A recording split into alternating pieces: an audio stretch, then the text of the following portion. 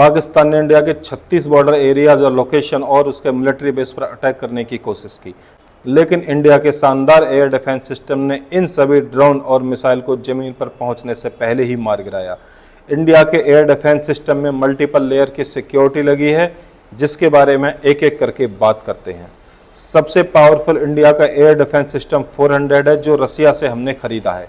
इसमें लगे missile 400 kilometre की दूरी तक के किसी भी मिसाइल, ड्रोन, फाइटर जेट को हवा में मार गिराने में सक्षम है।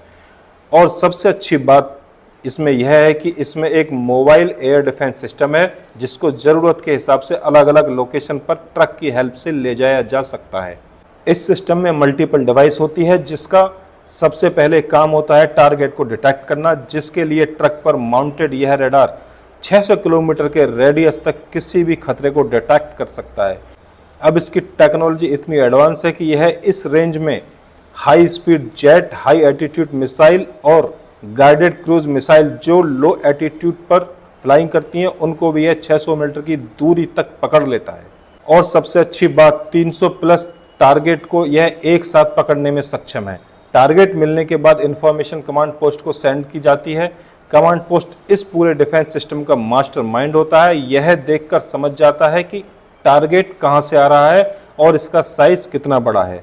यदि मल्टीपल टारगेट आ रहे हैं तो सबसे पहले किसको फायर करना है और सबसे इंपॉर्टेंट टारगेट के हिसाब से कौन से मिसाइल को लॉन्च करना है, यह सब डिसाइड कर लिया जाता है। तो अब बारी आती है मिसाइल को लॉन्च करने की।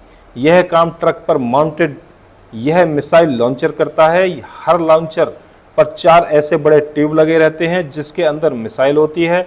तो एक लॉन्चर के पास 4 मिसाइलें होती हैं, जिसके पीछे लगे कमांड यूनिट और रडार मल्टीपल मिसाइल लॉन्चर को एक साथ में कंट्रोल कर सकते हैं। तो एक लॉन्चर के पास से टोटल 8 से 12 यूनिट होते हैं। यदि 8 लॉन्चर यूनिट हैं तो 32 मिसाइल एक लॉन्चर के पास होंगे। और इंडिया के पास टोटल 5 स्क्वाड्रन है, जिसमें 160 missile any time stand by mode पर होते हैं, जिसका मतलब इसको सिर्फ कमांड यूनिट के ऑर्डर का इंतजार रहता है। यह जो लॉन्च यूनिट होता है, यह कोल्ड टेक्नोलॉजी यूज करता है, जिसमें ट्यूब के नीचे एक गैस जनरेटर होता है और इस गैस जनरेटर में एक सॉलिड प्रॉम्प्लेंट फ्यूल को भरा जाता है।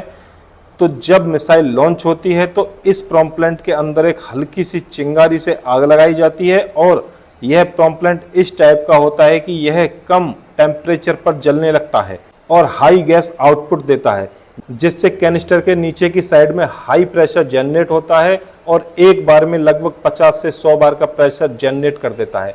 यह प्रेशर पिस्टन पर जाता है और पिस्टन मिसाइल